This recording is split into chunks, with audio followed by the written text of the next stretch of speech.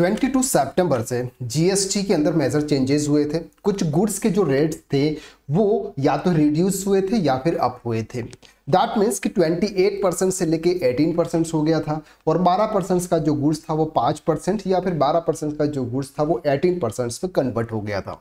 इसी तरह से आज हम बात करने वाले हैं जीटीए सर्विस, यानी कि गुड्स ट्रांसपोर्ट एजेंसी है, उस पर किस तरह से रेट चेंज हुए हैं, किस तरह से अब रेट लग रहे हैं, कब उसके ऊपर आरसीएम एप्लीकेबल होगा, कब फॉरवर्ड चार्जेस एप्लीकेबल होगा, यह सब कुछ आज के इस लेक्चर के अंदर डिटेल में समझते हैं। सबसे पहले हम बात करते हैं जीटीए। अब जीटीए का सिंपल सा मतलब होता है गुड्स ट्रांसपोर्ट एजेंसी, यानी कि कोई भी पर्सन गुड्स को ट्रांसपोर्ट कराने का काम करती है, यानी कि एक जगह से लेकर दूसरी जगह पर शिफ्ट करने का जो काम करती है उसको बोलते हैं गुड्स ट्रांसपोर्ट एजेंसी। यानी कि कोई ट्रक हो गया, कोई भी बाय रोड जो भी गुड्स ट्रांसपोर्ट करता है। अब यहाँ पर दो चीजें होती है, एक जो पर्सन रजिस्टर्ड होता है यानी कि जिसके पास में जीएसटी का रजिस्ट्रेशन नंबर है, और दूसरा पर्सन जो कि अनरजिस्टर्ड है, यानी कि वो जो गुड्स ट्रांसपोर्ट तो कर रहा है लेकिन उसके पास में जीएसटी का नंबर नहीं है। अब बात करें कि जो पर्सन जीएसटी में रजिस्टर्ड है उसके पास में दो ऑप्शन है। एक ऑप्शन ये है कि सब 5% का गुड्स रेट, यानी कि अगर वो किसी को भी सर्विस देगा गुड्स ट्रांसपोर्ट करने के तो सामने वाले पर्सन पर तो टैक्स चार्ज नहीं करेगा। अब जब वो टैक्स चार्ज नहीं करेगा तो जो रिसिपेंट है वो आरसीएम के थ्रू 5% के हिसाब से टैक्स रेट पे करेगा।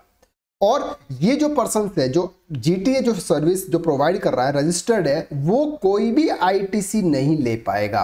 कोई भी आईटीसी का मतलब होता है कि जैसे कोई गुड्स ट्रांसपोर्ट एजेंसी है, उसने कोई टायर परचेज किया, कोई सर्विस परचेज किया, किसी के ऊपर भी कोई भी उसको जीएसटी उसने पे किया तो वो उसका क्रेडिट नहीं ले पाएगा। किस केसेस में? जब रिसिपेंट आरसीएम के थ्रू टैक्स पे कर रहा है। अब बात करते हैं कि सर अगर वो पोर्शन फॉरवर्ड चार्जेस यानी कि एफसीएम के अंदर जाता है, फॉरवर्ड चार्जेस मैकेनिज्म के अंदर वो गुड्स ट्रांसपोर्ट एजेंसी जो पर्सन है वो अगर एफसीएम के थ्रू जाता है तो क्या होता है? पहले क्या था सर, 12% का टैक्स रेट था, अब उसको इंक्रीज करके 18% का टैक्स रेट लग गया। अब सर 18% के टैक्स रेट के हिसाब से फॉर एग्जांपल उसने कोई 50,000 रुपीज की गुड्स ट्रांसपोर्ट एजेंसी सर्विस दी उसने, तो अब ये क्या करेगा सर, 9,000 रुपीज वो टैक्स चार्ज करेगा और सामने वाले से 59,000 रुपीज लेगा। 9,000 रुपीज रिसिपेंट का इनपुट टैक्स क्रेडिट हो जाएगा और ये पर्सन अब जो भी गुड्स सप्लाई करेगा या फिर जो गुड्स परचेज करेगा उस पर जो भी टैक्स पे करेगा उसका आईटीसी उसको मिलेगा।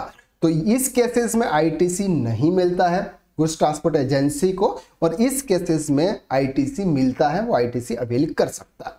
अब बात करते हैं कि सर अनरजिस्टर्ड डीलर है, गुड्स ट्रांसपोर्ट एजेंसी, उसके पास में एक ट्रक है, वो क्या करता है कि एक जगह से दूसरी जगह पे गुड्स ट्रांसपोर्ट करता है लेकिन उसने जीएसटी में रजिस्ट्रेशन नहीं करवाया है। अब जो भी पर्सन रिसिपेंट होगा, यानी कि जो भी पर्सन रिसिपेंट होगा जो गुड्स उससे जो सर्विस रिसीव कर रहा है, वो पर्सन अब क्या करेगा सर, आरसीएम के थ्रू टैक्स पे करेगा 5% के हिसाब से।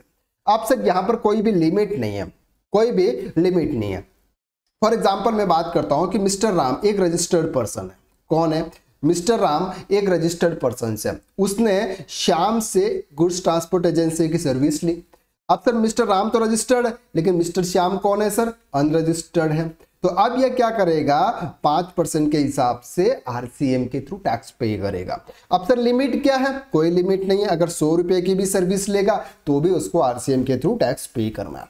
अब बात करते हैं कि सर दोनों पर्सन अनरजिस्टर्ड है, दोनों पर्सन अनरजिस्टर्ड है, परचेजर जो सर्विस ले रहा है वो भी अनरजिस्टर्ड है और जो सर्विस प्रोवाइड कर रहा है वो भी अनरजिस्टर्ड है, तो ऐसे केसेस में जीएसटी चार्ज ही नहीं होगा। तो ये कुछ मेजर चेंजेस थे जो कि जीएसटी के अंदर जीटीए सर्विस को लेके। आई होप कि आपको अगर कुछ कंफ्यूजन था इसके रिलेटेड वो कंफ्यूजन आपका क्लियर हो चुका है। तो आज के लिए बस इतना, नेक्स्ट वीडियो में फिर मुलाकात करते हैं, तब तक के लिए थैंक यू सो मच।